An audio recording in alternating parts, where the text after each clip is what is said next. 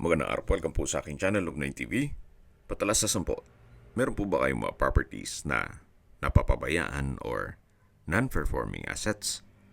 Plan nyo yung ibenta, pero wala kayong oras sa pagbenta nito. Kung ito'y pagkakatiwala nyo po sa amin, tawag lang po kayo sa aking numero. Usap po tayo. Gawan ko po ng video for free. Yes, libre po. Wala po kayong babayaran. Tutulungan pa namin kayong mabenta ang inyong property. Kami na po bahala sa marketing, sa boosting or paid ads. Even sa tripping, hindi na po kayo mapapagod sa pag-entertain ng mga buyers. Kami na po bahala sa lahat. Tawag lang po kayo. Nandito po tayo ngayon sa Canlubang kung saan meron po tayong bagong video presentation. Isang residential property na may lot area na 86 square meters. Ito po'y titulado. Buhay po ang may-ari kaya wala po kayong maging problema sa documentation o sa transfer ng title. Ito po'y 2-story house na meron pong basement. Ito po yung covered na garahe. At pasensya na kung medyo makalat gawa ng biglaan po ang pag-video shoot. At pabalik na ng Canada si owner. Kaya kung sakali man po ang interested buyer ay nasa Canada o nasa Amerika, mas mapapabilis po ang inyong transaksyon. Gawa ng nandyan din po sila. Ito po yung main door, may aluminum screen door at solid wood. Then dito naman po yung living area o salas na napakalaki po ng espasyo.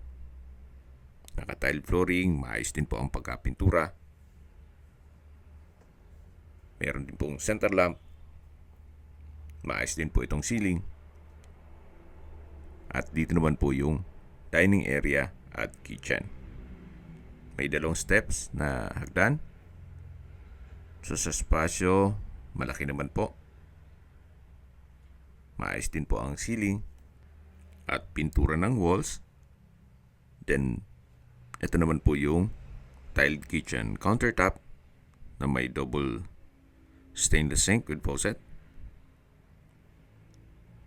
Naka-tiled flooring na rin po dito. Then, check po natin itong unang kwarto. At ginawa nilang stock room sa ngayon. Okay, labas na po tayo.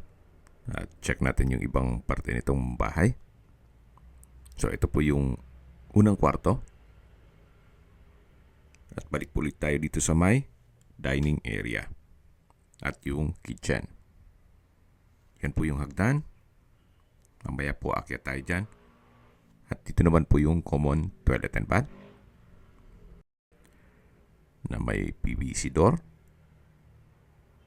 Then naka-tile bathroom wall. May hand wash basin at water closet. Then dito naman po sa side na to ay yung basement. Mamaya po i-check natin yan. At yan po yung garahe. Na naka-solid wood door.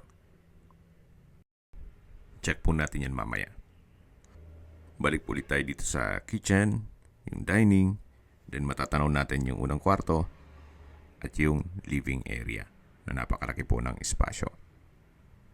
Ito po yung hagdan na naka-concrete staircase, tubular handrail at railing. Samahan niyo po ako, akyat po tayo. At nandito na po tayo sa second floor.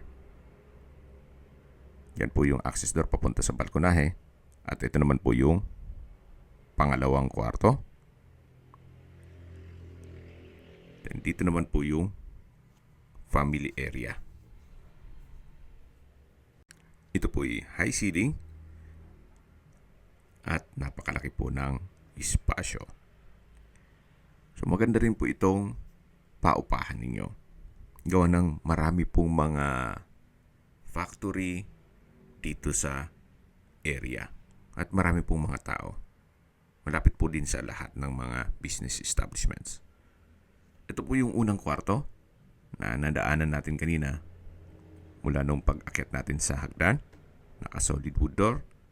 Ang papagawa dito ay tiles. Sa pintura maayos pa naman. May sliding glass window with security grill. Then sa wall naman ay wala pong crack at maayos din ang pintura. So yan po ulit yung hagdan. Diyan tayo galing kanina. At ito po yung family area. Ito naman po yung hallway na papunta sa mga kwarto at banyo. Dito po ay yung pangatlong kwarto na malaki ang espasyo. May sliding glass window with security grill. May window type aircon. Solid wood door. High ceiling. So, tiles din po ang papagawa nyo dito. Sa pintura, wala po. At dito naman po yung kabilang kwarto na ginawang kusina. Na pwede rin pong lagyan ng dining area. Actually, ang original nitong ay kwarto. Kaya kung papaupahan nyo po, ang buong second floor ay may kusina na. May tiled kitchen countertop, stainless sink with faucet, kitchen window with security grill. Then meron din pong toilet and bath dito sa second floor. May hand wash basin. Then dito po yung shower room. May hot shower set, tile bathroom wall. At paglabas po natin, dito po yung hand wash basin. Then meron din pong maliit na glass window nag-serve as natural sunlight. At ito po yung banyo na naka-tile bathroom wall din po siya. So mga nag-skip po ng video, summarize ko lang po. Ito pong property ay nasa Canlubang, Laguna. May lot area po ito na 86 square meters. Titulado, buhay po ang may-ari. At ito pong structure ay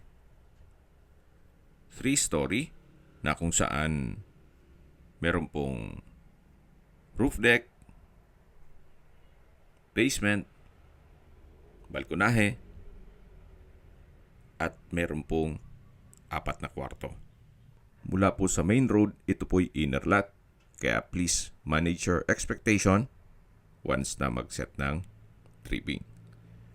Then meron pong spiral stairs na papunta naman ito sa roof deck.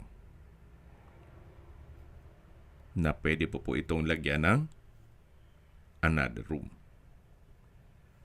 na gawin ninyong paupahan. So naka-design na rin po yan. Mapapansin nyo may mga poste na rin po nakabang. Kahit po 2 bedrooms, kaya dito. Then maliit na banyo at kusina. Para maging income generating. So yan po yung kapaligiran. Yan, matatanaw natin yung hospital. May school. At mga business establishments. Ito po yung isang subdivision na unguarded. Kaya naman po binebenta ito, gawa ng nasa Canada po nakatira ang pamilya ni owner. So wala na pong mag-aasikaso dito. Pero maganda rin pong investment ito. Gawa ng mura lang po nila ito binebenta. So imagine may basement, 2-story house with roof deck. Doon pa lang po sa construction cost, medyo panalo na kayo. Kung magpapagawa kayo ng ganitong kalaking bahay, baka kulangin yung asking price ni owner. Sa dulong parte ng video, pag-usapan po natin ito. At dito na po tayo sa basement. Yan po yung garahe. Medyo madilim po pero malawak naman po yan. Upon tripping, i-check po natin. Sa distance, location at travel time portion na po tayo. Mula po sa Talipapa o sa market at Calamba City Hospital, ang distance is 500 meters at ang travel time is 3 minutes. Opo, napakalapit lang po nito sa mismong hospital at sa mga business establishments. At yan po yung laging binabanggit sa aking video na dapat nyo i-consider sa pagkat ng property yung meron pong malapit na hospital. Hindi ko naman po sinasabing sakitin kayo.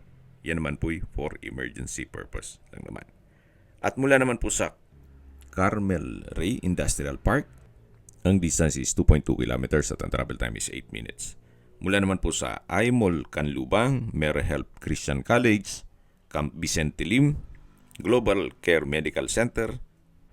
Ang distance is 3.3 kilometers at ang travel time is 11 minutes. Mula naman po sa South Luzon Expressway, Silangan Exit, ang distance is 6.2 kilometers at ang travel time is 18 minutes. Kung manggagaling naman po sa Manila o sa airport, ang distance is 45 kilometers at ang travel time is 1 hour and 4 minutes.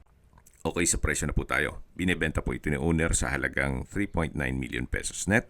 Ibig kong sabihin si buyer na po ang sasagot sa lahat ng taxes at expenses with regard to documentation. Kung may mga katanungan po kayo, tawag lang po kayo sa aking numero. At sa mga kababayan naman natin nasa ibang bansa, meron po akong Telegram. Sa mga iPhone user naman may iMessage. Meron din pong Imo, Skype, Viber at WhatsApp. Same number lang po, 0917-316-3399. Sa mga nagtatanong naman po ng aming Facebook, meron po aming Facebook page na Nov9TV at Facebook Reel Video. Meron din pong TikTok at Instagram. May ibang YouTube channel po kami na The Nov9TV Channel, Nov9TV Listings, Nov9TV On The Spot, Nov9TV Updates, at Nov9TV House Rental. Sana po naibigan nyo ang video presentation. Paki-like and subscribe na lang po sa aking channel para ma-update din po kayo sa aking future listings. Kung sakali po hanap nyo mas malaking sukat na lupa, meron din po kami ibang listing sa pwede nyong pagpilian. Huwag po kayong mag-atubiling tumawag sa amin, then let us know your budget para malaman namin kung anong property pwede namin ilok sa inyo. Sa lahat pong viewers, subscriber at nagtiwala po sa amin, salamat po sa suporta. Ingat po kayo lagi at yung pamilya. Maraming salamat po.